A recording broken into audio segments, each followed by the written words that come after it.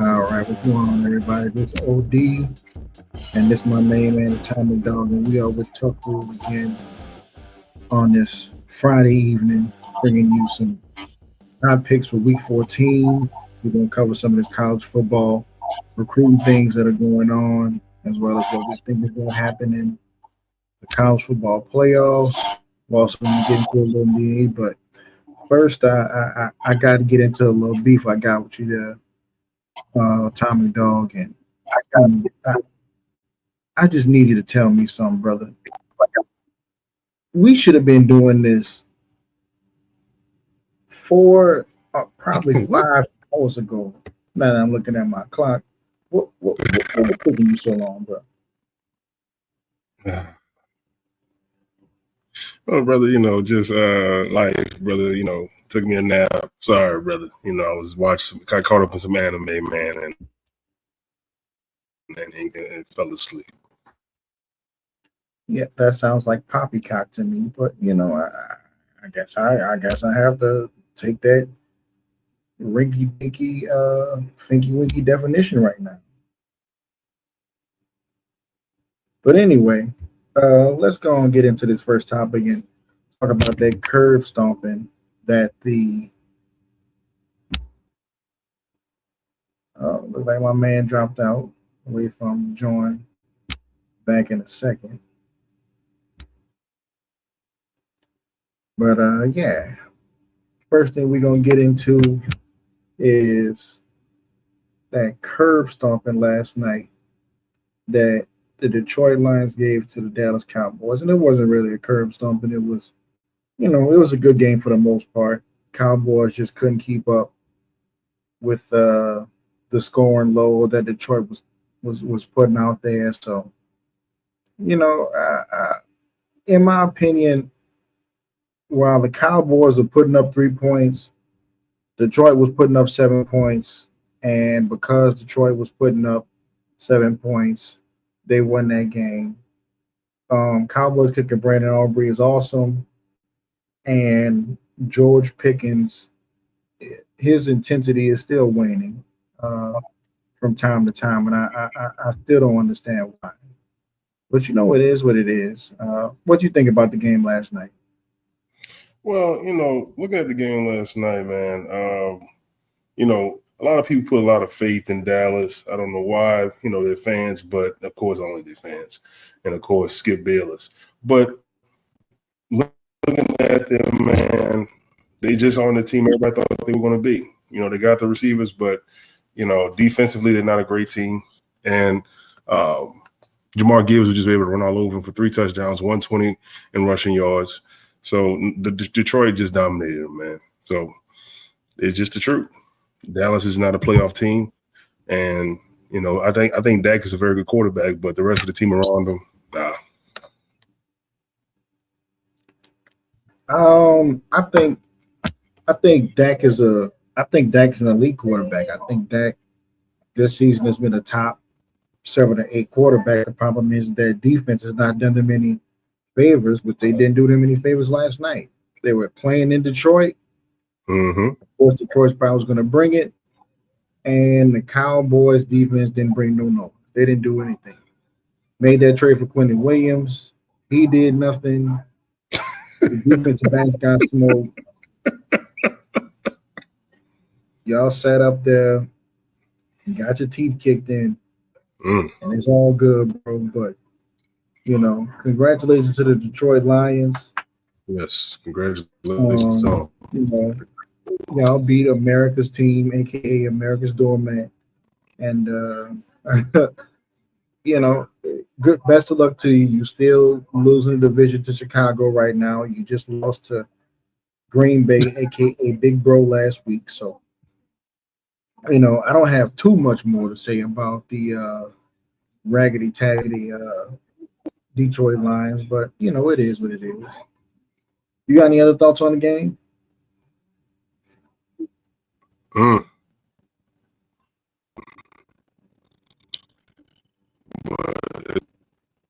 Doctor, what you got? What thoughts you got on the game last night, Doctor? Playoff contender team as we get closer to the end of the season. And as we look forward to the rest of the Okay. All right. So let's can you get hear into me? the. Yeah, I can hear you. All right. So let's get Can you into hear the me? games for the rest of Week 14 and see what we got on the slate. All right, thank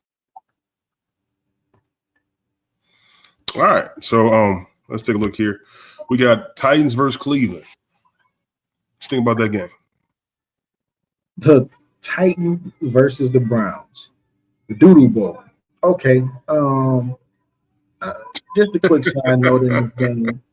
If Dylan Gabriel had played last week like Shador Sanders played, but trust and believe, everybody would have been killing Dylan Gabriel.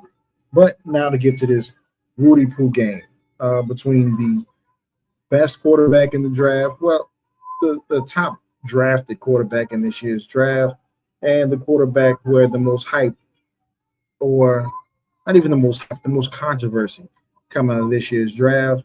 I think it'll turn out to be a surprisingly terrible game because everybody can predict that. Cleveland's defense is awesome. The only thing I'll be looking for is to see how much closer Miles Garrett can get to breaking that all-time single-season sacks record. What's your thoughts on it?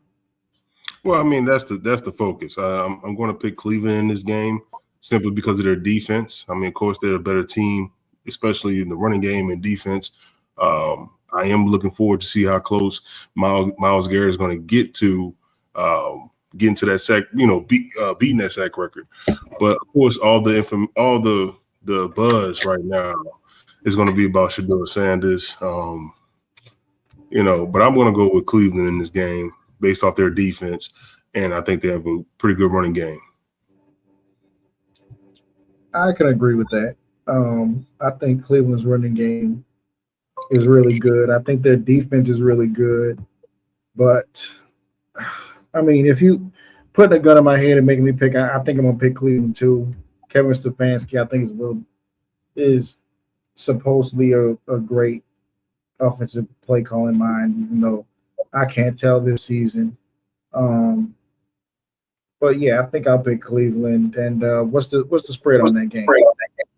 The spread is, let me double check. What is that?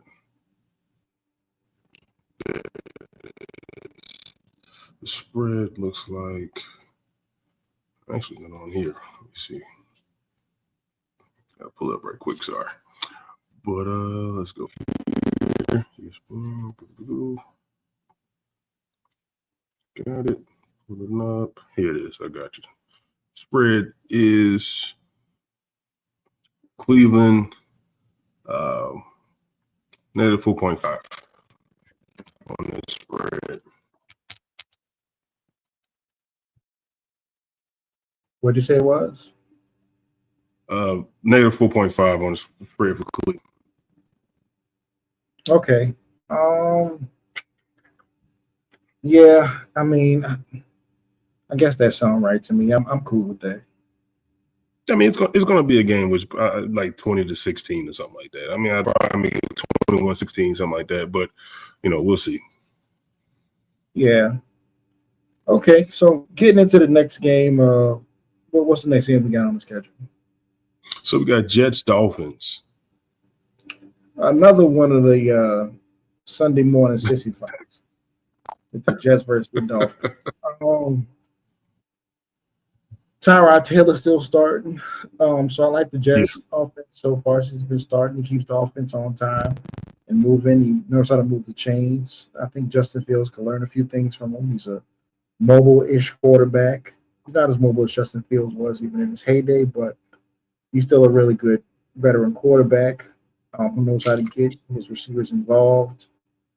The Jets defense has been playing really well even after all those trades they made at the trade deadline. Yeah. And as far as the Dolphins go, man, I don't know. Like they have a coach who looks like the Walking Dead, a quarterback who looks even worse, a defense that's been an embarrassment, played up and down. But I can't ignore how explosive that team is, and the fact that it's a divisional game, and the fact that boy wonder, aka Goofball McGee, their head coach, is fighting for his job, I, I think I'm taking them to win. That's what I think I'm doing. I think I'm taking them to win. Absolutely, yeah, I'm taking Miami to win that game. 20. I will go 27-17. Okay, and the spread is negative 2.5 for Miami. Um, I'm I'm I'm actually gonna go with the Dolphins as well. I actually thought you were leaning toward the Jets for a second there, but I'm going with the Dolphins. They need this win. They're 5-6. Excuse me, 5-7 right now. Jets are 3-9. If you're the Dolphins, you're in the playoff hunt to try to sneak into the playoffs as a wild card. You got to win these games. This is Tua. He's going to be playing for some form of respect. People are, like you just mentioned, you don't think the quarterback situation is pretty good, too good over there, and I agree with you. He's always hurt in and out the lineup, but I think I'm going to pick the Dolphins to win this game. I don't think it's going to be that many points. I'm going to go because the Jets to get to 17 points. I don't know. I'll say 14 for the Jets, and I'm going to go. I got 23-14 Dolphins. 23-14 Dolphins. Yeah. I can appreciate that score. I can appreciate it. On the next game we got up here, a battle of two 6-6 teams, a division game. We got the Steelers versus Ravens. That are going to be playing in Baltimore. What you got?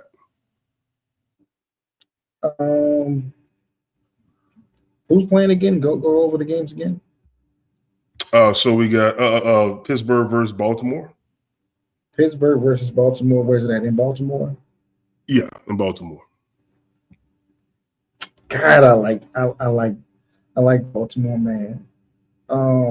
Aaron Rodgers, much as I love them, called out Steelers receivers last week. That is not going to go over good, especially in that old veteran locker room. You can't do nothing like that.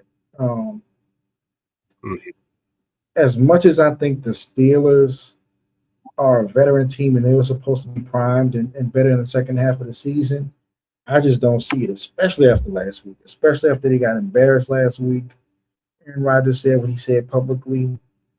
And the type of coach Mike Tomlin is, the fact that he's coaching for his job, I believe, because, I mean, even though Pittsburgh has only had 3 head coaches in their history, they might have a fourth one soon because, I mean, 8-9, 9-8, 10-7 ain't gonna keep cutting it, brother. Like they want you to win divisions and get the Super Bowls. And staying captain mediocre is not gonna help. Now, I will say this. I do think they need the bottom to fall out of this team at some point. Because they need high draft picks, they need a high caliber quarterback who has an arm to push through that cold, especially in Pittsburgh, especially in Baltimore, especially in Cincinnati and Cleveland and in the NFC East. And a quarterback who can put the ball down the field, the playoff front. You need to stop going after 40-year-old former MVP or former MVP-ish quarterbacks. You need to go after younger guys who can develop and mold to become leaders of men and lead your team. So by that, I got Baltimore winning this game. And even though Lamar Jackson has been a little shaky, he's been up and down on his roller coaster ride, I think the roller coaster is going to be up this week. And I got Baltimore winning 20. I got Baltimore winning 20-9.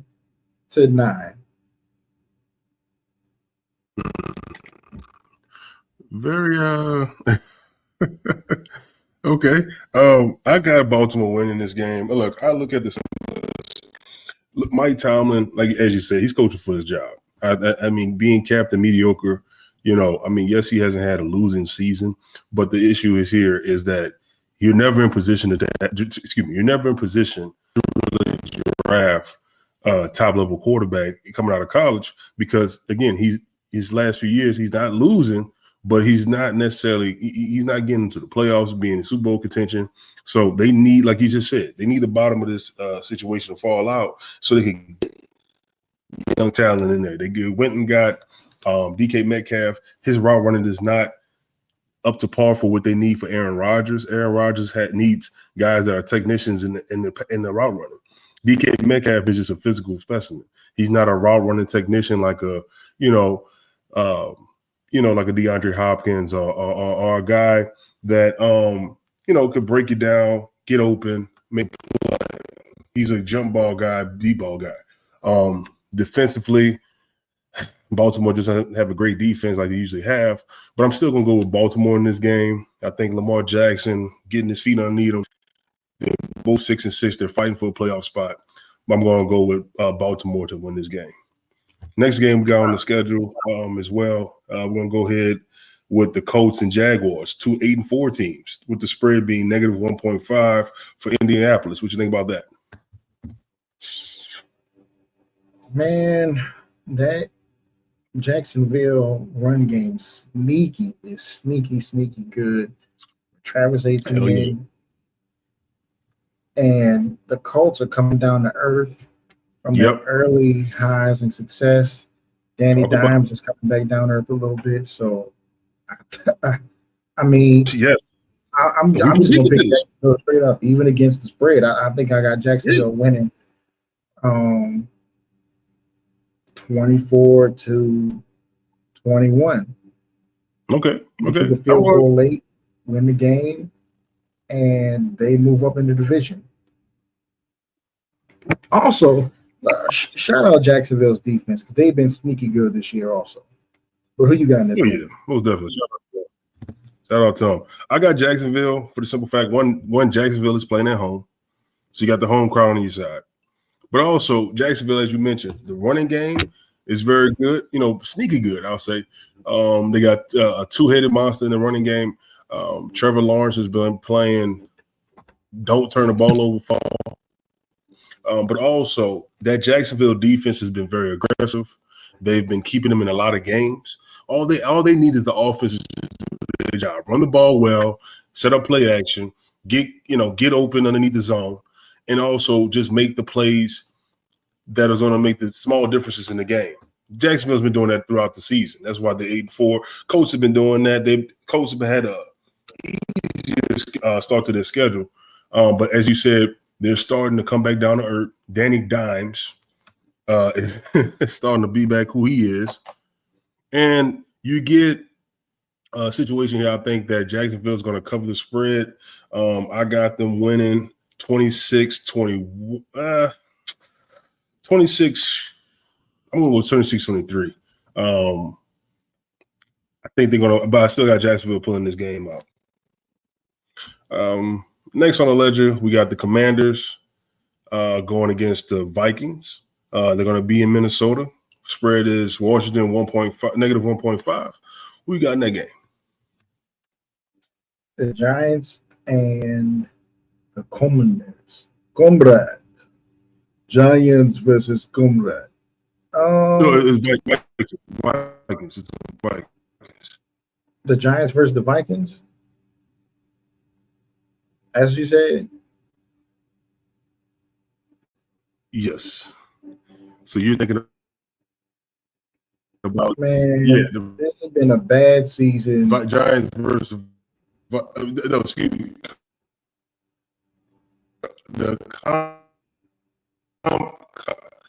Side note to everyone: this is why you get a beautiful woman to do this instead of Commanders because men can't do this.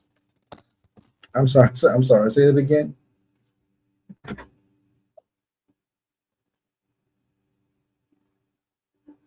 Doc, can you hear me? If you can, then I can't hear you on the microphone, brother. I just said that I can hear you perfectly. Yeah, but you kind of dip dodging on me. But I'm pulling up the schedule right now. I'm guessing that you Can you hear me? Washington versus the Vikings, right? Can you hear me?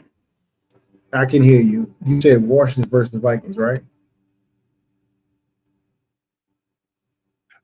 It's the Commanders versus the Vikings. That's my bad. Yeah, Washington versus the Vikings, right?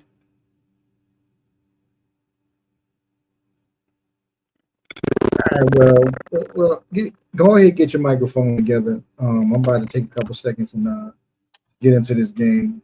Um, but Yes, I yeah, did. um, getting into this game right now between the Washington Commanders and the Vikings, I don't see very Yes. much going on in this game right now. Back essentially to me, it's just two backup quarterbacks going against each other. Um, for JJ McCarthy's true rookie season, he's having a worse true rookie season than Jamarcus Russell's actual rookie season. So I don't really see the Vikings having a chance to win. It looks like Justin Jefferson has lost all faith in them. It looks like the team has lost all faith in them. Um, and as mediocre as Marcus Mariota is, I still like him better than whatever the hell Washington has going on over there. Uh, I mean, Washington, especially better than what the Vikings have over there, because we can look around the league and see that they had two better quarterbacks on the roster last year, and somehow they chose the worst one. I'm gonna go Washington. What's the spread on this guy? Let me look at the spread real quick. It's, Washington's favored about 1.5 on the road. Jesus. Yeah, I'm yeah. going Washington 24, Vikings 10. I don't believe in that offense at all. I don't think they can move the ball. It'll be close early because Brian Florio's defense is phenomenal. Brian Flores' defense is You phenomenal. can you hear me now? Yeah, go ahead.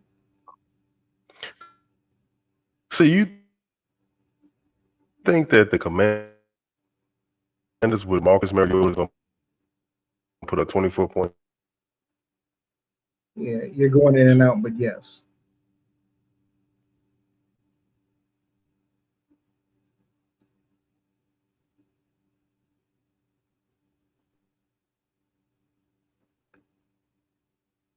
Doctor, I don't know what happened, but I think we lost you. I can't really see nothing you're saying right now, and you look You hear me? I can hear you now, but it goes in and out a lot.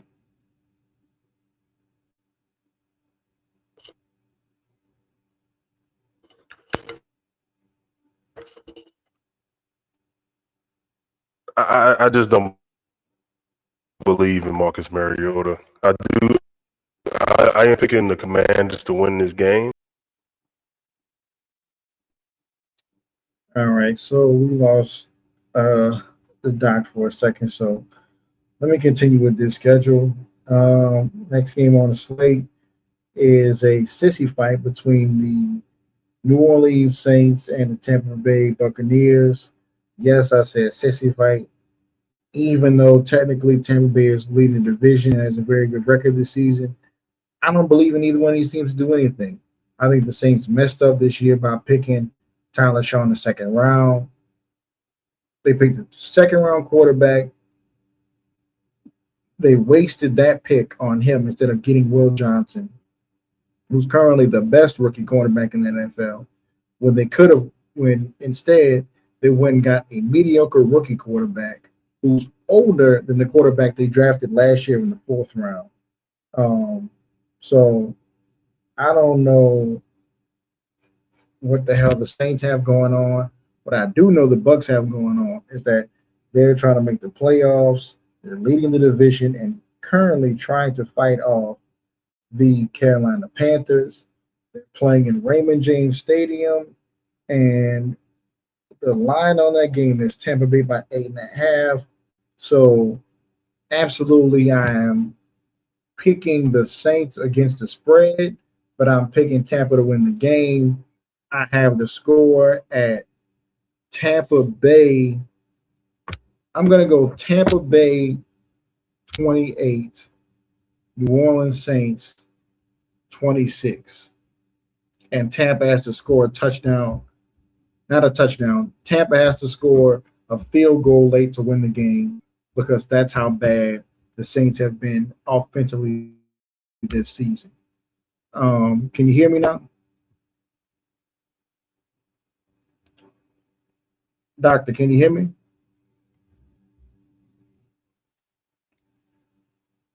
All right. Well, I'll come back to this game for you, Doc. Um, Hello. Yeah, can you hear me now, OD? Yeah, I was talking about the Saints and the Bucks. I have the Tampa to win the game, but I have the Saints against the spread. I got Tampa to win 28, Saints 26. Oh Lord, I don't think the Saints even gonna get 20 points. I got the Bucks winning this convincingly, 35, 35-16. 35-16 for the Saints fan. Yeah, Okay, moving on to the next I'm a, game on I'm this. a realist. I'm just a realist. I'm sorry. These are the same people who did the second line outside of the Cowboy Stadium last year. Let me just remind you that.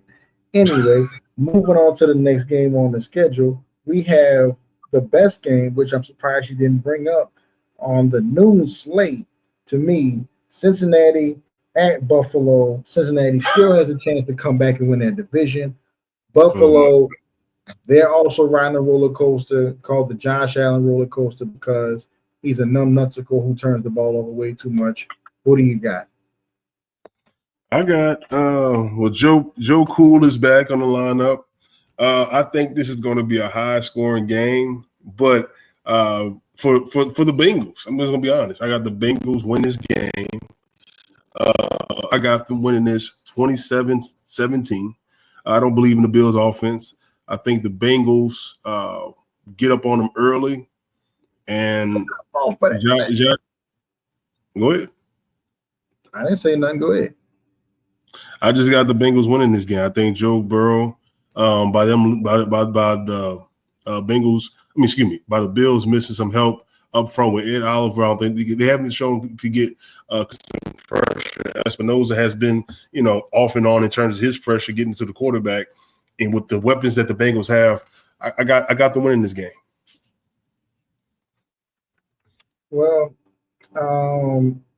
so the spread on the game is Buffalo -6, and they're playing at um, Highmark Stadium in Orchard Park, New York. Um, I also have the Bengals winning because the Bengals more desperately need to win this game. Buffalo, I Mm-hmm. don't think they really have a chance to win their division. I think the Patriots are going to run away from it. Joe Cool's back. And also, I just like that Zach Taylor offense versus the Sean McDermott defense because I don't believe in Sean McDermott as a defensive play caller anymore. I believe it in him as a CEO head coach, but as a defensive head coach, not so much. His defenses have been up and down. He drafts pretty decently in the secondary and at linebacker, but his defensive lines, unless Ed Oliver is getting off, they've been kind of up and down. And I just don't like this matchup for Buffalo at all. Even though they're at home, Joe Cool's back. They don't have anybody to cover Jamar Chase and T. Higgins. I got Joe Cool going for 370, 4 touchdowns, and I got the Bengals winning 38, Buffalo 24. Mm. Josh Allen has a couple turnovers because that's all he knows how to do. And we're going to slide on over to the last game at 12 o'clock, Seattle versus the Falcons. Who do you have? Seattle versus Falcons. Falcons. I got Seattle winning this game convincingly. The Falcons have just, as you said earlier, they've been failing. They've been waiting to rise up ever since that Super Bowl loss to the Patriots. Michael Penix is out with another season-ending injury. That offense has been underwhelming. Kirk Cousins has not. Look, you took him out the starting lineup. Now you went back to him because another injury to Michael Penix. The Falcons' defense was supposed to be pretty good. They got all these pieces and everything. They always have this. They draft pass rushers every year. You think with Raheem Morris as the head coach, a defensive guy, that defense would be better. But I got the Seahawks winning this game 31-14.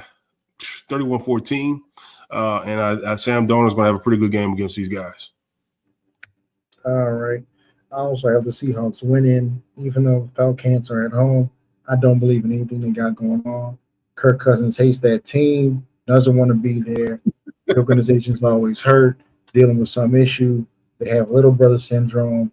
They run around there, goofy looking, making bad draft picks, sign high price quarterbacks after you draft a quarterback in the top 15 of NFL draft.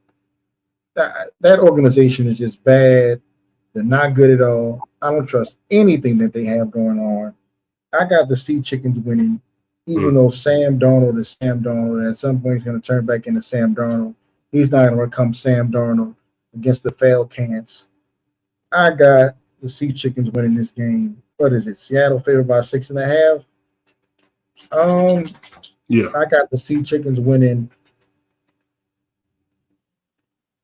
32 to 17. Cal can't score a late touchdown to get to that 17.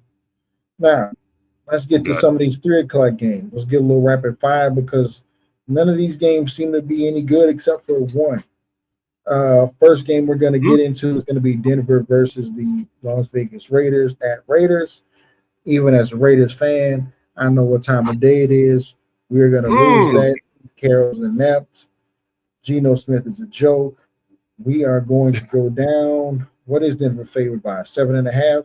Yeah, that's going to be covered. So I'm taking Denver to beat our ever-living brains in with Bo Nix, the most overrated quarterback in the NFL. They're going to beat us. I'm going to go 31-7. 31-7. Wow. Well, I'm going to just say right quick, I got Denver in that game. It's just going to be a beatdown. I got them winning. Got them winning 35-10.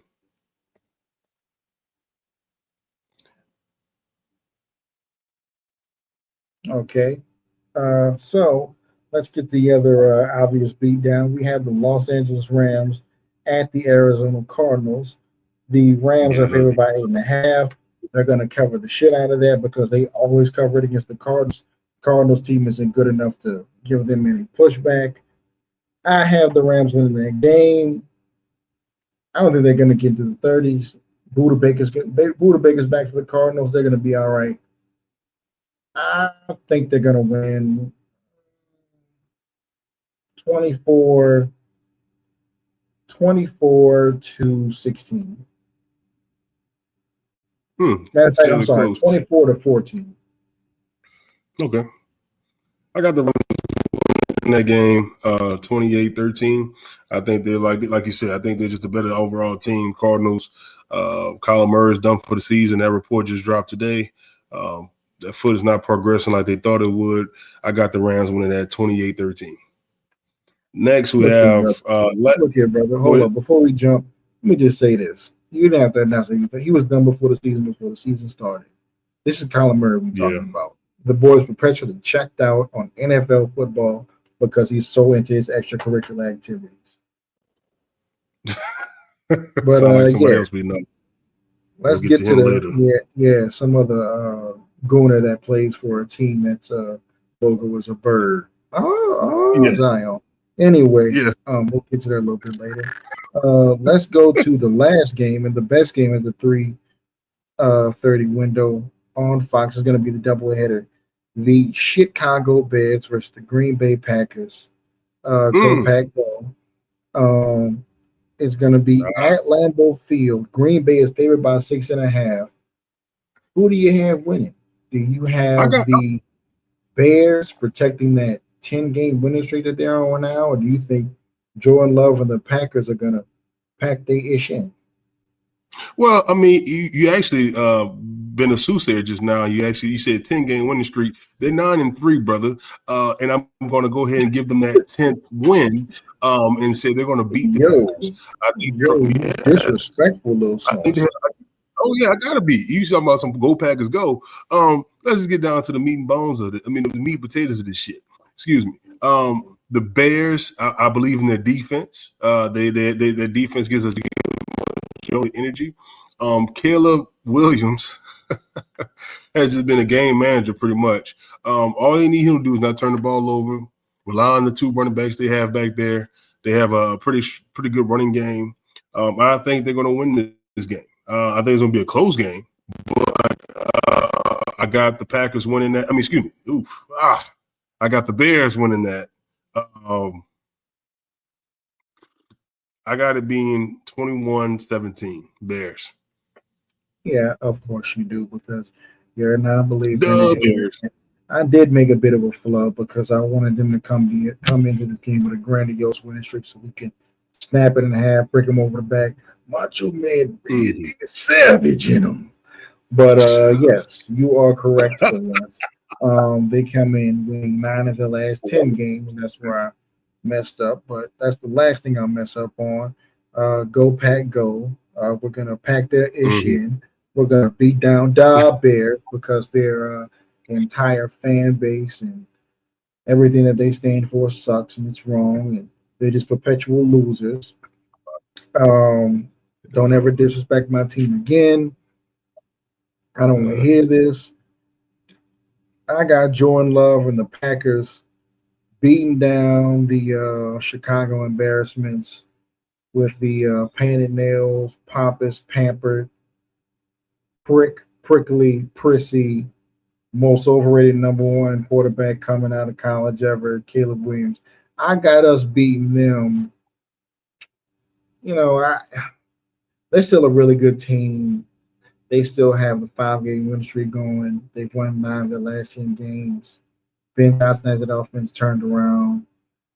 But they haven't seen a defensive line like this all season. I got the Packers winning 42-10. Get out my face. Anyway, let's go to 42-10 beat down, curb stomp, kick them in the mouth, kick them in the ass, take their jaws off and send them home to their mama. Give me your lunch money. Give me your lunch money back.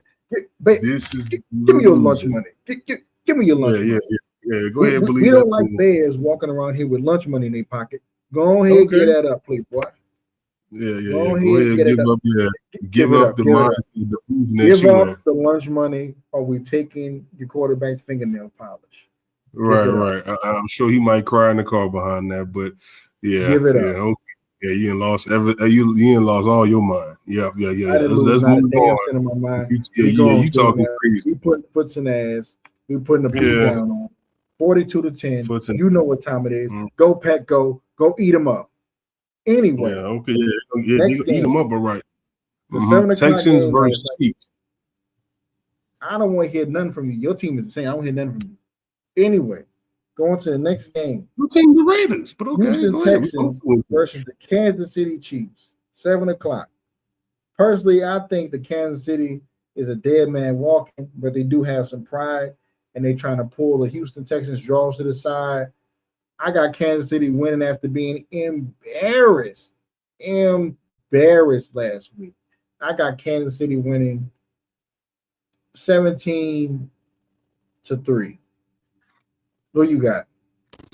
Well, the is going to continue for Kansas City because I got the Texans winning this game. The Texans, I think their defense is going to do what they need to do.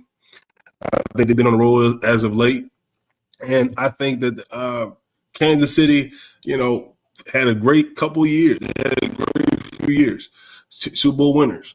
But in this instance, I got the Texans beating the Kansas City Chiefs. I got them winning 24. It's going to be a close game. I got them winning 24-20, Texans. You got the Texans winning 24-20? You got 24-20. I sure do. You've been drinking. I mean, not as much as you've been drinking. Talking about 42-10. All I need to know. Right. Anyway. Yeah, you've been drinking. It is. I knew you've been drinking. Next Kansas game. City playing at home. Kansas City playing at home. They beating Houston. They might not make the playoffs, but they're gonna play all up in the Texans' ass tomorrow Sunday night. So that's all I know. Okay, brother, you got it. Last game. Last game. Yeah, let's go to the last game because you really started to tick me off right now. Lost to the damn Eagles at the Los Angeles Chargers. Who do you have? That's an easy win for the Eagles, as you call them. I got the Eagles winning this game convincingly, 27-10. The Chargers, they've lost their quarterback, Justin Herbert. Well, he's going to play, but he's not going to be the same quarterback. I mean, he has a broken hand.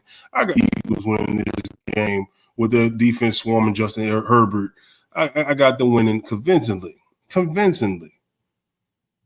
I would say, if I throw a number out there, 30-16. 30-16. Yeah. Okay. All right. Well, I think this is gonna be the third game in a row that we disagree on the outcome and the score on, because I think for this game, Justin Herbert turns into Justin Abel and channels some of that Cajun cannon in him, and they go ahead and beat the Philadelphia Eagles 27-10, and we are going to hear an entire week of people crying about how bad Jalen Hurts has been this season, because Jalen Hurts has been just that bad. The only difference is they haven't had Saquon Barkley to take up the slack and make him look better than what he is, and to drive that team to wins. Exactly. Sorry about this. I'm also looking at Tulane versus North Texas right now, and Tulane just caused a fumble and picked it up. But come on now, Tulane. That's the Week 14 slate of games. Good luck to all the teams out there, and let's make a soft transition into college football. So let's get into college football. We had early recruiting going on in the early signing period. The number one team, according to all three, was USC with 35 commits. What do you think about the recruiting rankings this season and everything that's going on so far? Again, everybody, we're using On3 recruiting, their composite rankings overall. So, what do you think about the recruiting rankings for college football this year? Well, with the rankings, I'm not too surprised. You got USC; they won by quantity. We'll see if it's even quality. Good for them. I think it's going to end up to be anything. But looking at the recruiting rankings here, you got Notre Dame at number 2, Oregon at number 3, Alabama at number 4, Georgia 5, Ohio State 6, Tennessee 7, Texas A&M 8, Miami 9, and rounding out the top 10, you got Texas at number 10. The ones that really stand out to me, of course, Alabama has continued to recruit well over the years. Notre Dame is another good one. I think that they've really recruited well. Marcus Freeman is really building a great team over there. We have to see if that's going to show up in the playoffs when it counts. Georgia, of course, is always going to be up there in the top 10. Tennessee, surprisingly, got me there. But Miami, they have 30 total recruits, 1 5-star.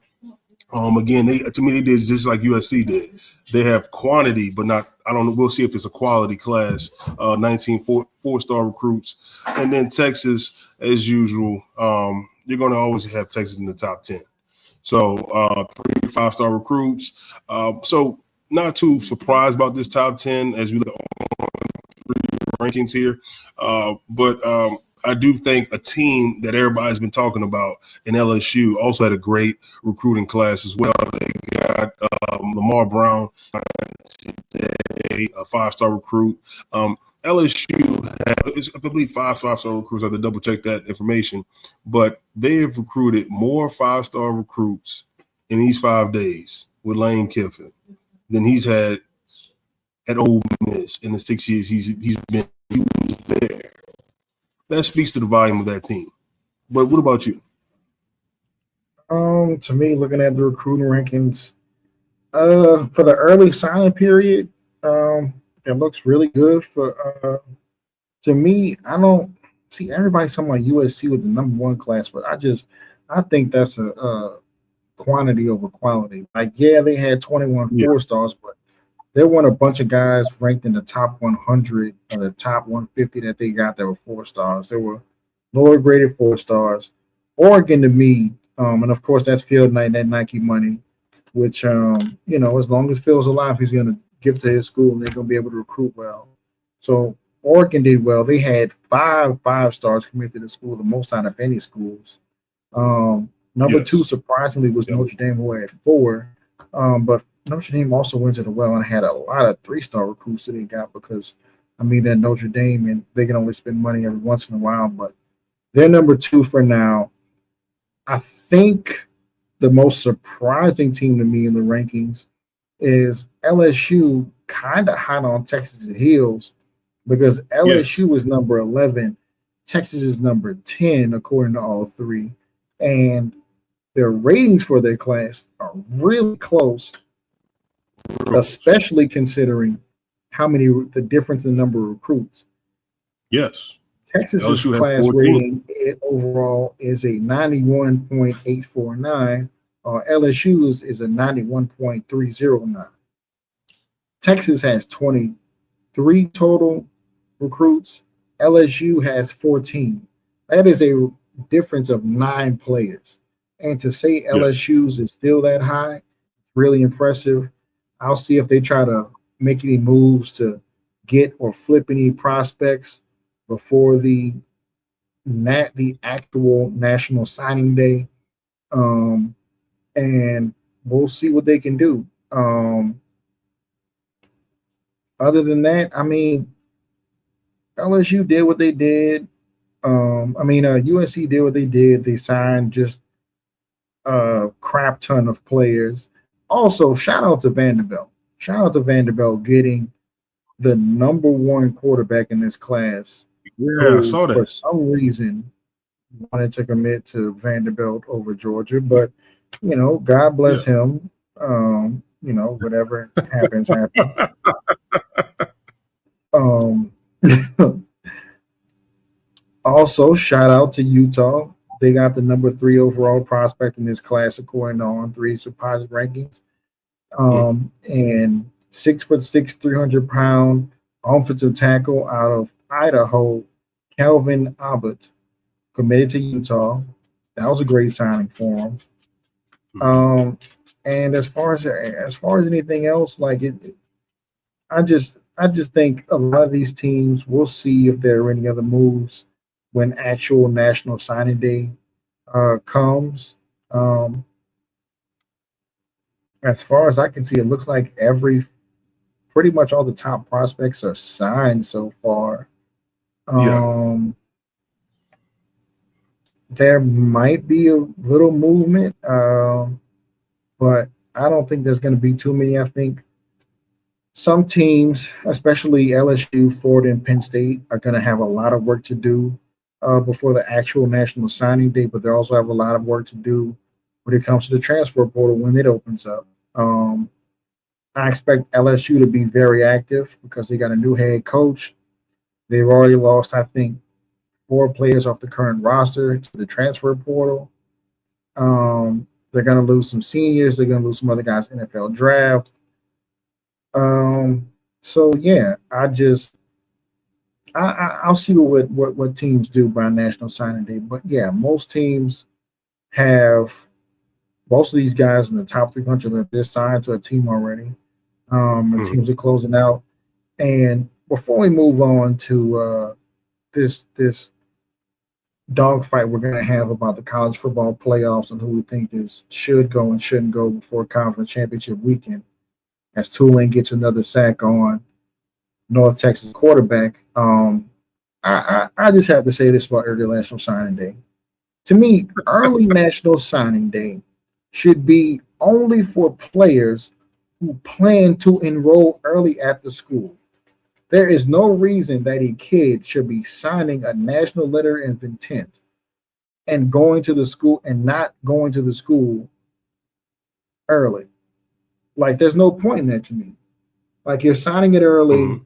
to do what? Your team's already in the playoff hunt in your state or in the championship or whatever. You're already going through all this senior stuff at school. So to me, signing during this early period is kind of pointless unless you're planning to go to school early and get that extra work in before spring ball and summer practice kicks in. Yeah, I mean, the whole signing early really doesn't make a lot of sense to me. Because you got all the way to February to finally to make your final decision, so guys can still, some guys are still undecided. We got a few, prospects still unsigned. Early sign period. A lot of this is things that the NCAA has to probably, have to work on fixing. Same thing with the coach and hire situation. A lot of people are upset about Lane Kiffin leaving LSU. I mean, going to LSU, leaving Ole Miss. But this is on NCAA. This isn't on the coaches or the players. You have this is something that's been talked about for a few years now about them making the changes that's needed for college football. So the early signing period, I agree with you on that. Signing early, okay, great for you. But what does it do for my program? Guys, the top teams are focusing right now on the playoffs. If they're eligible for the playoffs, bowl games, conference games. So it's a lot going on. Plus, you're trying to sign recruits. So it's just a lot. In that small window, you're trying to get guys in the building. Plus, you're trying to focus on your guys that's already in the building. So I agree with you totally, OD. This could be a whole lot much cleaner if they make some small adjustments on the scheduling in terms of recruiting and also just other things they can work on. So especially with signing coaches, to respective teams, they could definitely make those changes, OD. I agree with you.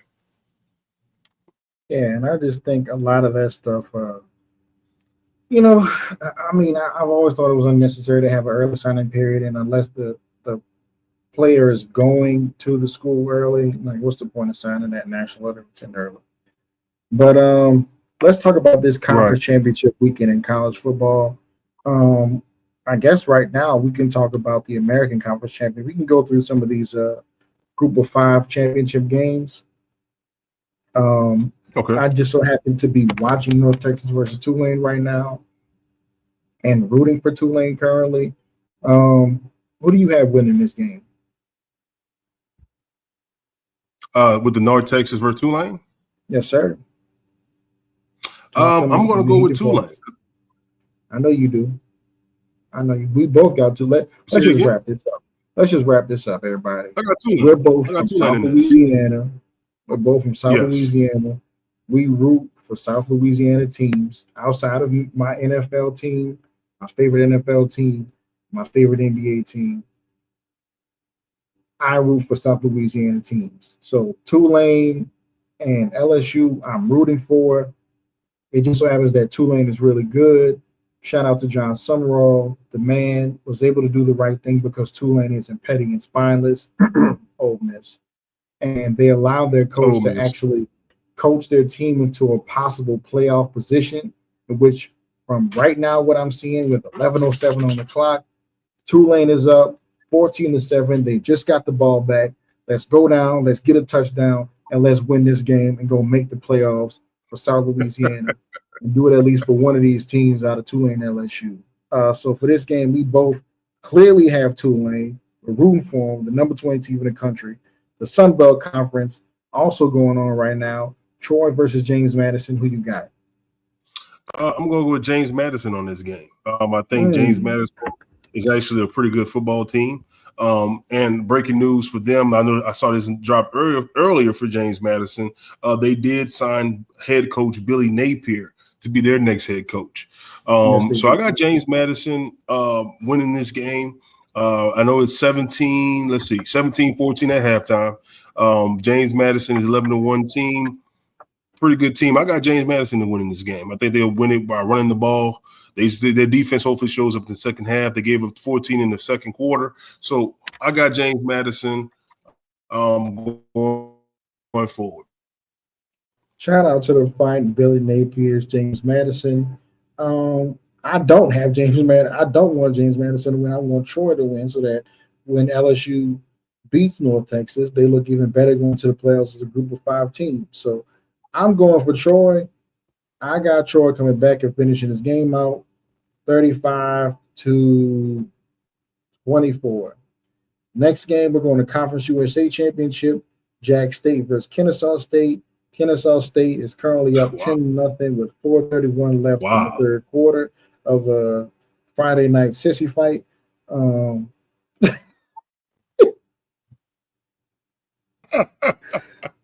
So, right. What do you, be careful. We got some. You have in this FNSL.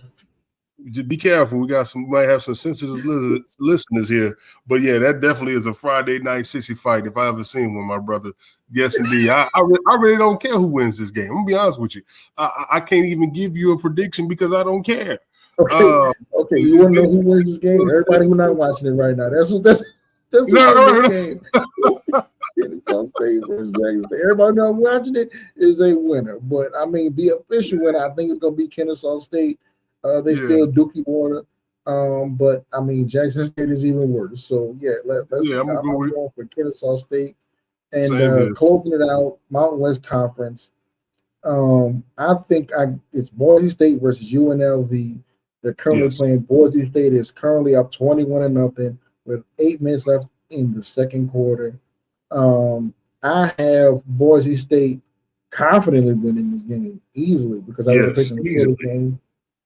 Closing out their last year in the Mountain West Conference before they moved to the Pac-12 or the Pac-10 or the Pac whatever they call themselves because they're pack them up. That's why anymore. Pack them up. But who do you have? I'm going with Boise State. I mean, this is an easy pick as well. You already see how they're beating them down now. So I got Boise State.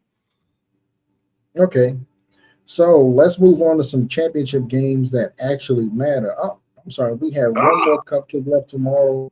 I don't know why this cupcake is even on tomorrow. They should have been having a Friday night season fight like everybody else. 8-4 Western Michigan against 7-5 Miami, Ohio. I have Western Michigan winning in that MAC championship game. How about you? I got Western Michigan winning that game. Western Michigan, just says real quick, they have a better. Yeah, they just they have a better overall football team. I got Western Michigan. That should have been today, like you said. This is a waste of time putting them on this game scheduled for tomorrow. But Western Michigan. All these good teams going, and y'all got this. But anyway, let's get to the matchups that actually matter. We're going to start off with what I think is the weakest game because it should have been another team in this championship game, but the ACC is an absolute joke. We have 7-5 playing against number 17 Virginia, 10-2 Saturday at 7. I don't know why it's a night game either on ABC. ABC is absolutely out of their damn minds having Duke versus Virginia as their night game. Who the hell is watching that nasty piece of crap game? Nobody will watch that. Who you got? Matter of fact, let me help you out there. I pray to God that Duke wins that game.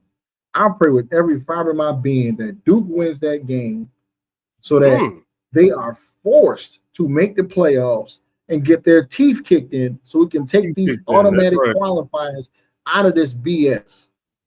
Yes. So I hope Duke wins that game so they can automatically make it.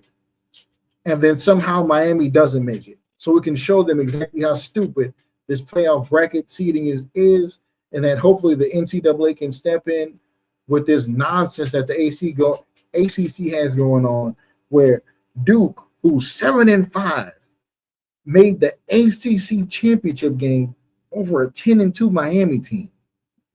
Get the heck out of here.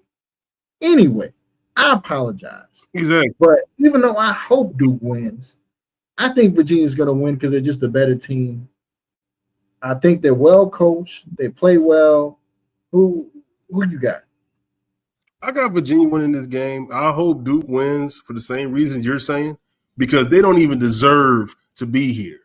I'm not even a Miami fan, but let's just be honest here. Miami is 10-2. They had 2 losses, one to Louisville, and I can't remember what the loss was too. You had to fresh me up on that one. But Miami should be in this game. You got Duke, who doesn't deserve to be here. They're not really a good football team. Virginia's a better football team. But like you said, I hope Duke wins, so then they're forced to go to the playoffs. And then when they get beat down, like we know they will, then again, that's another issue that the NCAA Board of Commissioners have to fix. This is the same shit we dealing with again. A team that doesn't deserve to be is there, and they're going to end up getting embarrassed in the playoffs, and it's going to look bad for the playoff committee. So, like you said, I agree with you, OD.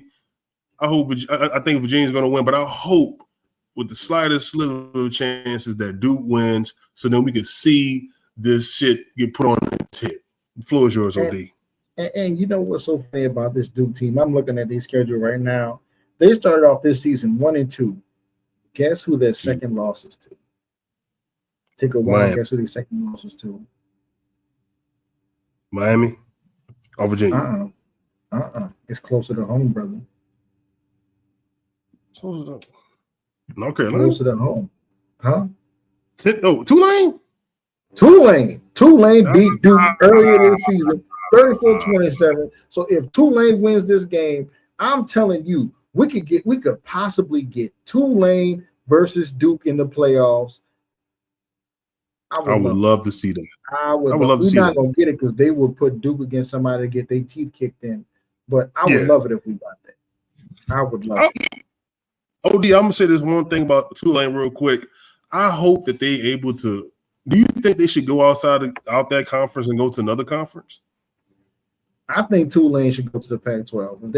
If there's a way for Tulane and Memphis to both go to the Pac-12, I would want them to go. There we go. Good run, boy. 3rd and 1. Good job, Tulane. My bad. But no, you good, brother. My bad. But I want Tulane to go to the Pac-12 or possibly the Big 12. I think they'd be great there. And Colorado could just slide their monkey asses back over to the Pac-12 because they're not doing it in the Big 12 anyway. But let's get to another conference championship game. I started repeating myself like I lost my mind.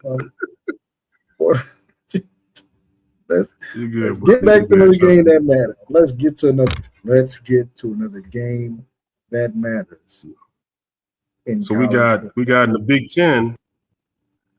Well, let's do the Big 12. Let's save that game last.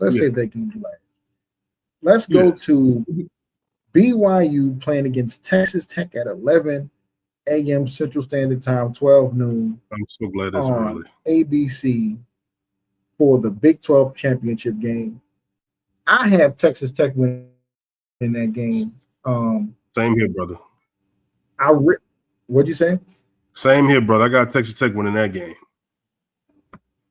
Yeah, I got Texas Tech winning that game, even though I really don't like anything going on in the Big 12. I think the Big 12 as a whole, the conference is a joke. But I think Texas Tech, I appreciate the money that they spend in NIL, the recruiting classes that they're trying to bring in, they're actually trying to compete. And I think they saw a window of opportunity once Texas and Oklahoma officially left the Big 12 to go spend some money and go try to dominate a conference. And I appreciate that. On paper, BYU and the Fighting 26-year-olds, man,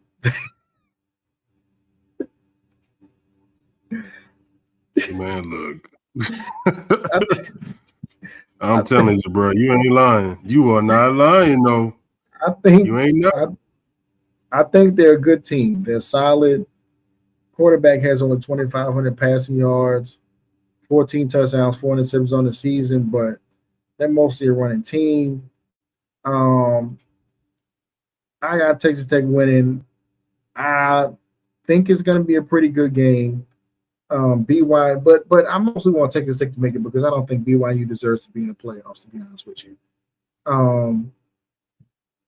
I look at the talent on the field. I just see them making the playoffs, playing against somebody like Oregon, and then getting the absolute pussies punched in. Excuse my French. Hell, I wouldn't pick them to beat Ole Miss. To be real with you, BYU, bunch of Mormons soaking, Nah, coming down to Oxford, Mississippi, with those drunk rednecks sitting up there fresh out their sisters, ready to go out their stadium, lick it up, gee. man, because they lost their head coach, ready to punch on something, But they got the sitting up head coach. there knocking They all the got the Mormon coach they tablets said, out of BYU. Man, look here, dog. Ain't no way. I don't want BYU to make the playoffs, and I think Miami deserves it. And to be honest with you, people keep talking about Notre Dame. I think BYU is another huge impediment for Miami making the playoffs. And even though I think Miami lost a couple games that they shouldn't have lost and shouldn't have been in this situation in the first place, I want to see them in the playoffs over BYU. Sorry, not sorry. I always root for the U. But let's get to the next conference championship game. The second biggest, surprisingly, number 3 Georgia versus number 9 Alabama. It's going to be a rematch of sorts. They had a matchup earlier this year already in which Alabama came out on top in UGA. Who do you have? I got this being a close one. I got Georgia pulling this out. I think Georgia, their defense is going to show up against Alabama. Ty Simpson can be erratic at times. I really don't know what their running game is about. They have a consistent running game. And Alabama has not really had big name receivers. They do have Ryan Williams, who to me has really kind of calmed down. He was very hyped up last year, but I really haven't heard much about him all season. I don't know if that's because of quarterback play or whatever the case may be, but I got Georgia winning this game against Alabama. I know Alabama fans are going to be upset with me on that, and it's fine, But I got Georgia pulling this one out. What you got? Me personally, God damn it, I got Alabama winning. Alabama. I don't know what it is, but I think Kirby Smart still sees Alabama as Nick Saban's Alabama. Like it has nothing to do with do I think Georgia's not better than Alabama. I think Georgia is absolutely better than Alabama. But I also believe that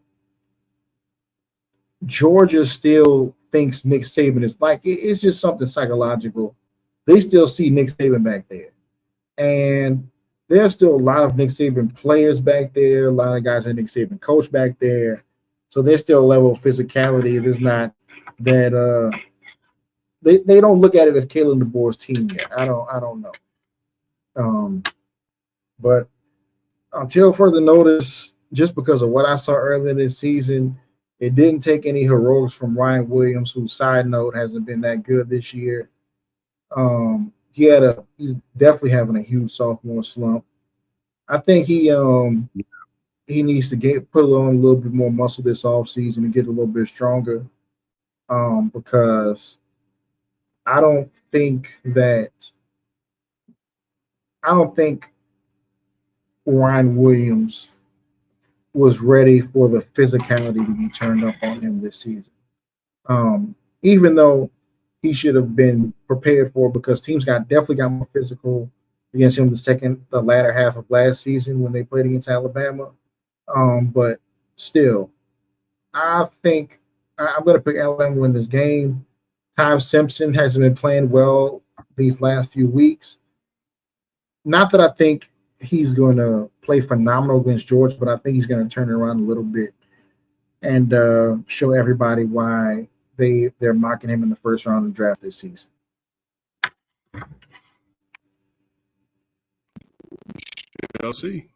We shall see. Yeah. Last game on the ledger, Ohio State versus Indiana. Yeah, let's get to OSU Let's see. versus IU. I want your thoughts on it. I want you to start with this one. Okay. First of all, Fernando Mendoza is not as good as they keep trying to say he is. Let me just start off there. Indiana had a cupcake, shit water, poop butt, nasty, disgusting, stupidly easy schedule, in which the most difficult team they played against was Oregon. I don't take them serious at all as a contender. They didn't play any tough games. They don't have a history of tough games. I don't know what they're going to look like in any matchup. I think it's an embarrassment that this team got to go through an entire season and only played what one ranked team all year. No, they played three, but Illinois wasn't really the ranked team. They were a fraud. Illinois is a fraud. They played a bunch of frauds in their schedule because the Big Ten outside of four teams was a fraud this year, and those four teams didn't even really play each other outside of Oregon playing against Indiana. Ohio State, even though they didn't play anybody except for Texas, and we all see what Texas turned into. I think Oregon is just. I mean, I think Ohio State is just such a more talented team. Jeremiah Smith. I mean, dude's a great dude. Is the best wide receiver prospect coming out of college I've seen since Julio Jones. He has the size. He has speed. Um,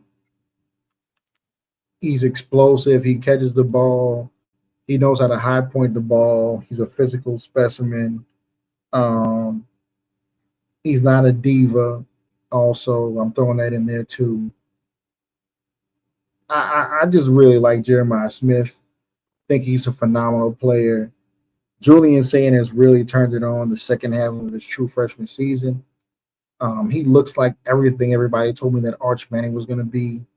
He has a big arm, smooth delivery, cool in the pocket, cool under pressure, takes what the defense gives him, knows how to deliver the ball to his playmakers in big spots, knows how to just take what the defense gives him. He makes the easy things look easy. That's what make great quarterbacks look like become great quarterbacks. They don't make the difficult things look easy. They make the easy things look easy. Okay, everything's covered down. I'll just take this check down. I'll just let Right. this 5 star, 4 star prospect running back I have make a play against your 3 star, 2 star linebacker.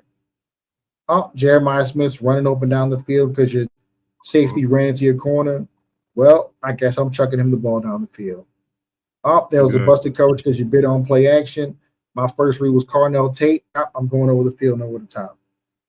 So I like Julian saying so much. I think Julian saying is phenomenal. Um, to me, he looks like what people were thinking Tua Tagovailoa was going to look like when they said tank for Tua. I think the kid is great. He is going to be a number one overall pick and a franchise quarterback one day. But for this game, I got Ohio State beating piss down Indiana leg 45-24. Indiana starts off fast. Ohio State pours it on their head late because they frauds. God, Who you got? all I got to say back to that, I mean, God, dog. Bang, bang, bang, bang, bang. The way, the way you went in on Indiana just now, God damn. I mean, brother, one more time. Marco. I mean, no mercy, brother. I was in Ohio State as well, but the soliloquy you just gave about Indiana is like enough said. I don't have nothing else to say about that. I too like Julian saying. I think he's a great young quarterback. The young man is going to be a top draft pick in the draft coming. Whenever he decides to come out. I agree with you about. I just agree with you, man. I mean, I can't even fight you on this one. I got Indiana getting their ass beat, man, and I don't think they're gonna get 24 points. I think it's gonna be something like 42-17. I mean, I really believe that. Indiana has not played anybody all season, and of course, you got to play who's on the schedule. I'm not going to fault them for that, but we also got to be unbiased here. They have not played anybody, especially like Ohio State, all season. So At all. I mean, man, you said it, and nah, great little story, good for them. But no, I can't go against Ohio State in this game. I got Indiana losing that, like I said, 42-17. And just looking at their schedule, their best win of all season was against Oregon.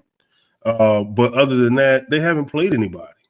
So, yeah, I got Ohio State winning this game convincingly. And,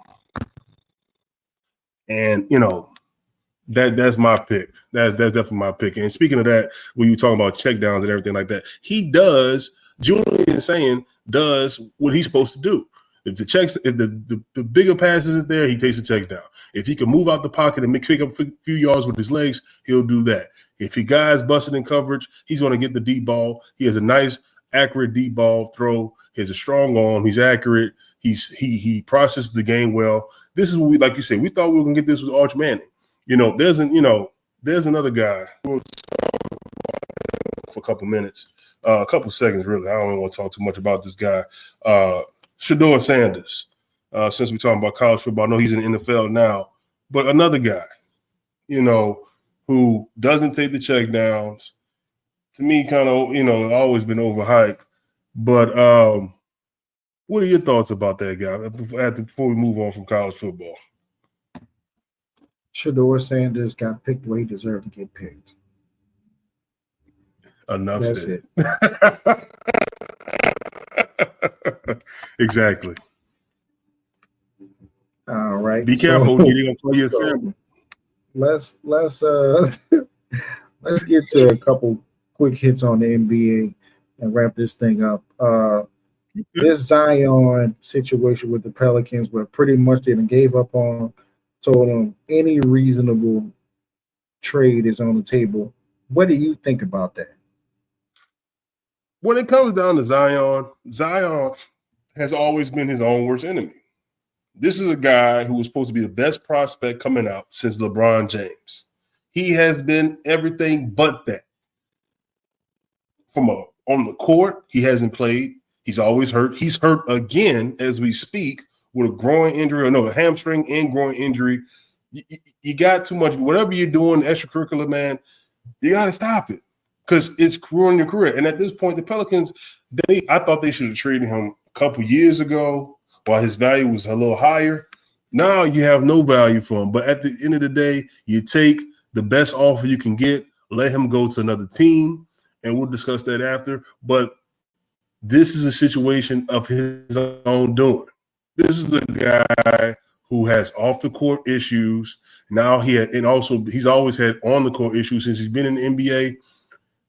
He is not focused. I don't think he has a love for the game that people would expect out of him, a great player. He just doesn't. He doesn't play. He hasn't improved his moves. He hasn't added anything to his game. He just tried to go basically off of physical ability to overpower you. And teams have, in turn, on the defense to match that. So I think hopefully the Pelicans are able to trade him before the trade deadline. I think they won't. I think it'll probably be an off-season trade. But, I mean, this is a sad situation, great talent, but the guy isn't focused on basketball. His personal life is too much the main focus instead of basketball. What are your thoughts, OD? Zion is super talented, but he's the gooner supreme. Dude just doesn't know how to chill the hell out, go home, watch basketball, work out, go to the gym. Like, he's not a gym rat. He's not in love with the game. I don't know about the Pelicans having to trade him, like, I don't know what. 2 years ago, they weren't going to do that. There was still too much potential in him. But a year ago, I'm with you. Problem is with Zion is that the dude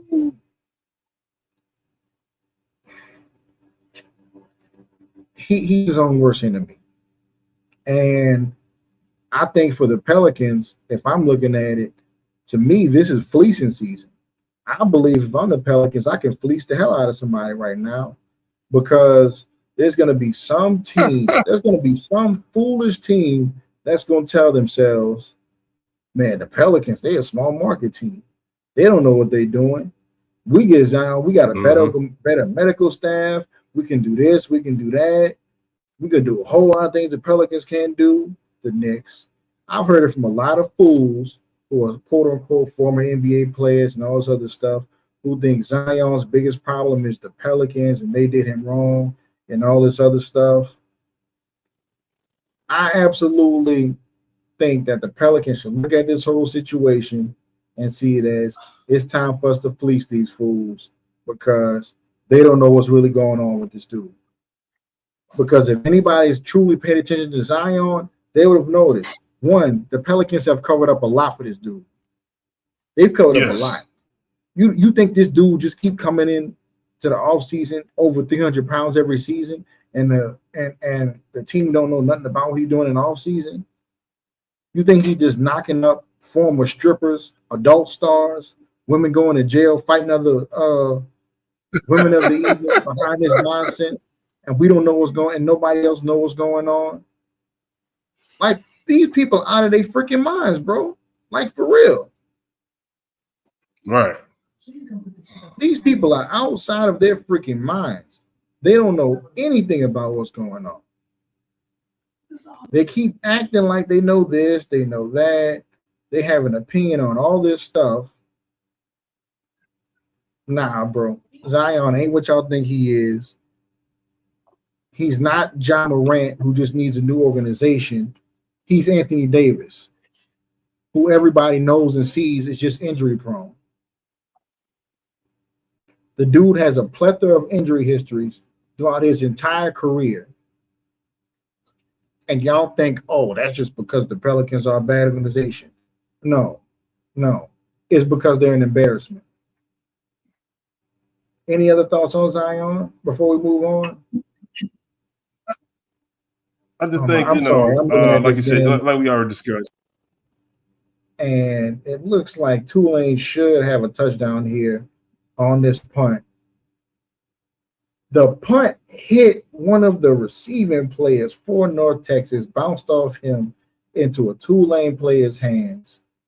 Dude recovered the fumble on the punt return. It should be a touchdown. But I think they're just going to give the ball to Tulane at the goal line where they picked up where they recovered it. Just because they didn't call it a touchdown on the field. Oh. But sorry about that. Gotcha. But you have any other thoughts fine. on Zion before we move on to Giannis?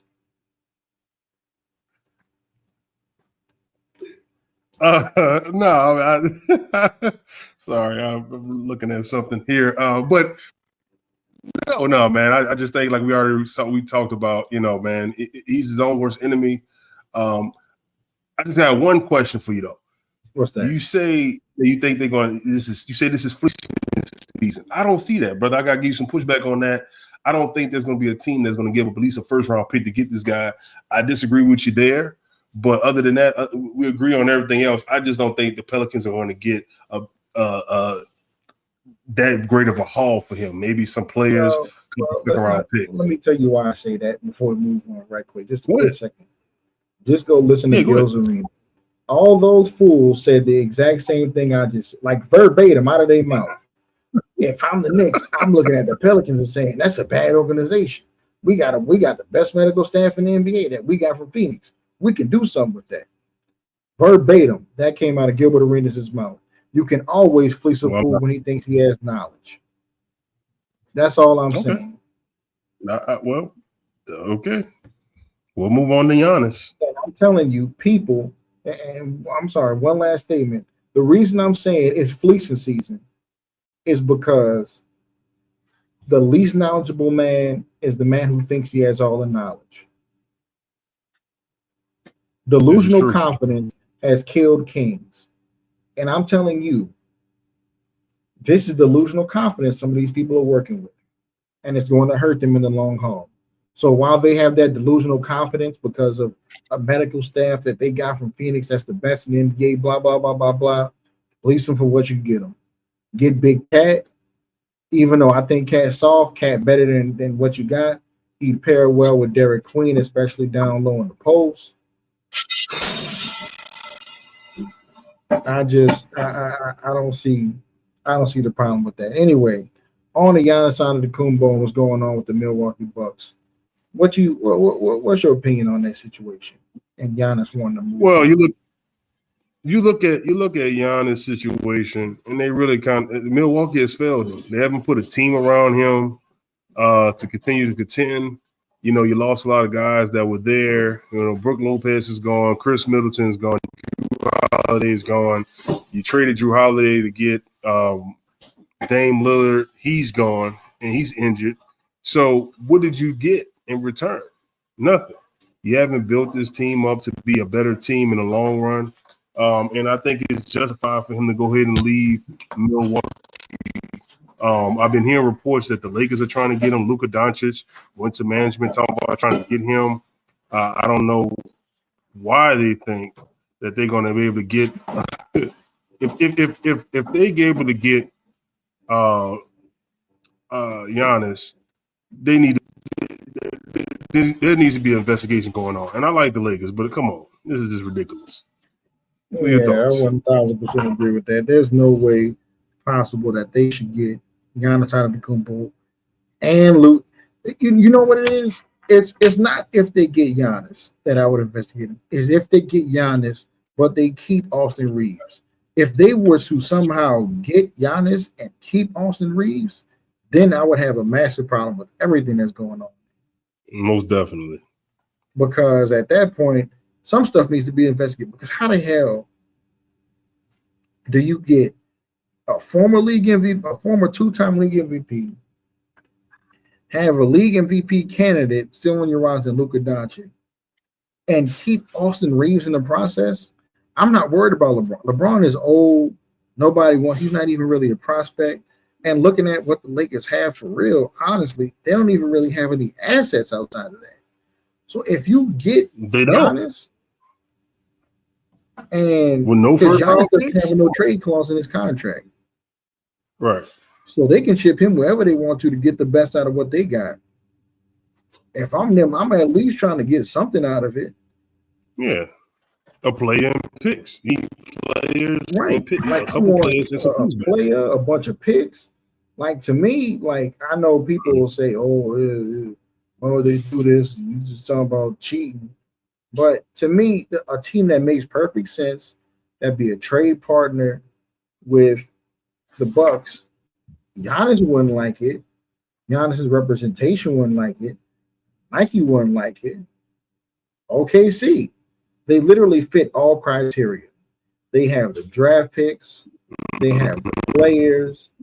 They can fill all quota and everything possible in trying to acquire Giannis Antetokounmpo, and it's not going to be out of the realm of possibility. Right. They have everything you need to make a sound trade. And Milwaukee will get back a young player, a couple of players. I think Chet Holmgren will probably be one of the players that they will probably get back in that trade. And they have the draft picks. And it's great that you brought that up because, you know, we could go ahead into flowing into where do you think these guys are going to go? We have to get some trade destination, at least 3 to 5 for each player. Zion Williamson. 5 is a lot. Let's do 3. Okay. Let's do 3. So for Zion, I think Zion's 3 trade destinations. Top 3 to me are the Knicks, one because they're a foolish organization, that because they went to these conference finals last year, they're thirsty because they know that wasn't a real conference finals appearance. They know they need some legitimacy to it. So I think they're going to try to make a splash, and you could fleece them out of really good players on their team. So I think they're number 1 on my list. Number 2 on my list, trading for Zion, is the Atlanta Hawks. They have a lot of trade assets. Again, it fits that full criteria because they believe that their medical staff and all this other stuff is better than what the Pelicans have. Not to mention, they would try to pair him with Trae Young, who a lot of people would look at and say, "Oh, I love that combination of Trey Young and Zion Williamson. They do great things together, especially in Atlanta. All right, cool. And my third and final destination, Miami Heat. They need a bit. They need an alpha dog. They have the quote unquote Heat culture. They figure that can fix everything. Only problem with that is there's not a Udonis Haslam still in that locker room. Those are my three picks for Zion. Right. Of a place that Zion get traded, with the dark horse being the Charlotte Hornets. What about you, Zion? Well, I would say I'm going a different direction than you. We're gonna go in that fool category. I got the Sacramento Kings. Some true fools. They need young talent. They got a bunch of aging veterans. Now I think they do have draft picks. You get a couple guys back that look good on their rock. That would look good for the Pelicans. Some nice rotational pieces. But the biggest thing he's trying to extract from the Sacramento is draft picks. We know that New Orleans does not own this pick for this year. For this upcoming draft in 26. So you want to get some draft picks out of the Sacramento Kings. They are a team that's starving for attention. Zion will be, thank you, sir. Zion would be it'll be a big name draw for them. My second team is going to be Brooklyn. I think Brooklyn they got control of their draft picks. You can get draft picks out of them. They have young talent over there, but you got a Nick Claxton over there. You got other pieces around there that you could build a trade package around and possibly extract a first round pick, which I think they would, out of Brooklyn. New York is where he wanted to go from the beginning, from what we heard in reports. It won't be the Knicks if he goes to Brooklyn, obviously, but I think Brooklyn will be close enough for him in terms of that big media. You're in New York. And the Pelicans could get, a good trade package back. And lastly, I'm going to agree with you about him going to the Knicks. I think that the Knicks, like you say, fool's gold. They think they have a team right there. They just came off the Eastern Conference Finals appearance. Whether or not it's real or not, they still did go to the Eastern Conference Finals. I think that, we've heard too many sound bites of Cat talking about he doesn't know his role in the offense on his team. He's been playing well. I think they could extract Cat for goddamn. That sounds terrible. Extract Cat for Zion. Oh my goddamn, he's selling pussy. But excuse me, folks. But and I agree with you also. I think the dark horse. Yes, it is. It technically, yes. In the dark horse, I do agree with you, OD. I think Charlotte is going to be that dark horse team again. Charlotte pairing him with LaMelo Ball.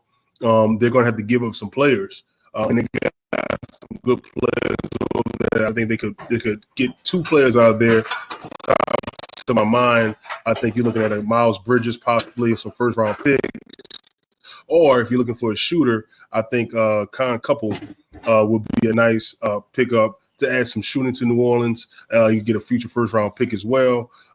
So I think Charlotte, while we both agree it could be a dark horse, they could possibly jump into our top three. Yeah. Okay. So Giannis, who you got? Giannis going to? This one gets a little more, man. I got the Knicks up there simply because, again, big market. They have some players that they could trade and send back. So I think the Knicks can possibly be I think they're going to be the biggest destination that he's going to go to. Number two on the list.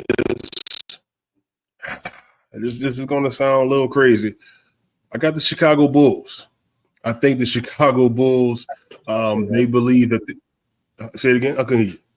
No, I just knew you was going to say that. Go ahead. Yeah, I mean, you look at Chicago. They got they got some assets over there. They're playing well. They really like Josh Giddey. They think that he's a guy that can Josh Giddey is improved. I think he's a pretty good passer. He's been scoring well as of late, pretty much this whole season. They had a nice little burst, and they continue to win games. We'll see about that. But I think Giannis in that market, Chicago, if they're able to keep Josh Giddey and a couple other guys, I think they'll be pretty good. In my third team, I agree with you. I think the Oklahoma City Thunder will make a lot of sense.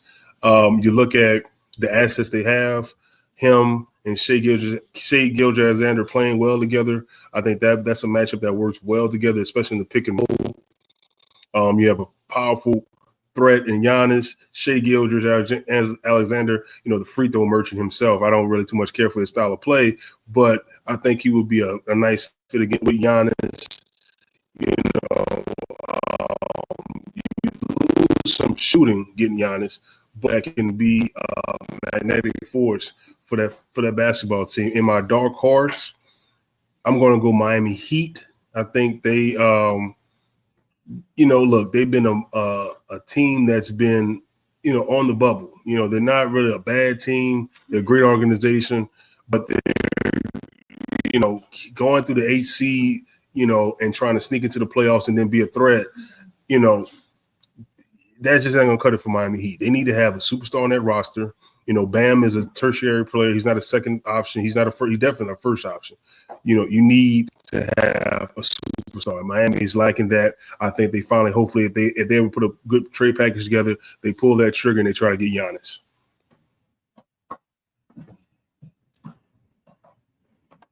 I don't see Giannis to Chicago. Why would Milwaukee trade Giannis right across the Great Lakes to Chicago?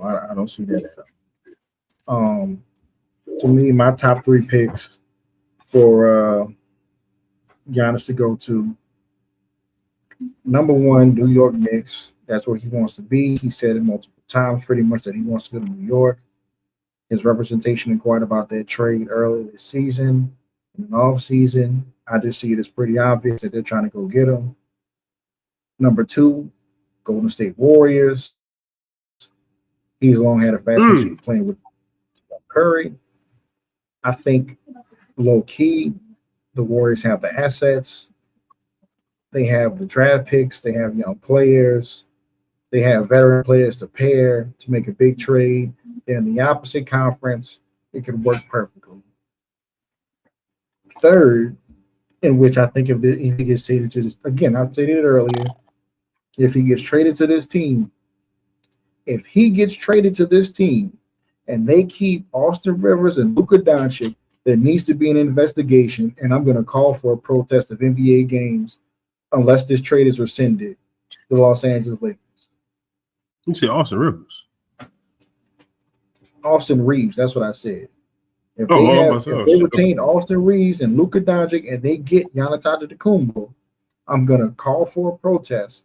We need to protest the NBA. I'm not being funny. That's sad. At that point, we know it's rigged. We know the fix is in. We already know that the NBA has its picks and chooses, and that Nike, Reebok, and Adidas run the NBA. The logo does not run the NBA. That's why people lost a lot of respect for the league over the years, and why their viewership is constantly going down. So guess what? If y'all just gonna control the narrative that much because y'all won't sell some funky ass shoes, well, guess what? You should get viewership, not from people who are patronizing fans of the NBA. So according to y'all, the only fans that matter in the NBA live in Los Angeles, New York, and Chicago. Bet you don't deserve anyone else's viewership, patronage, or finances. How about that? Just have your 3 teams there. We can all give y'all the middle finger, and y'all can SMD.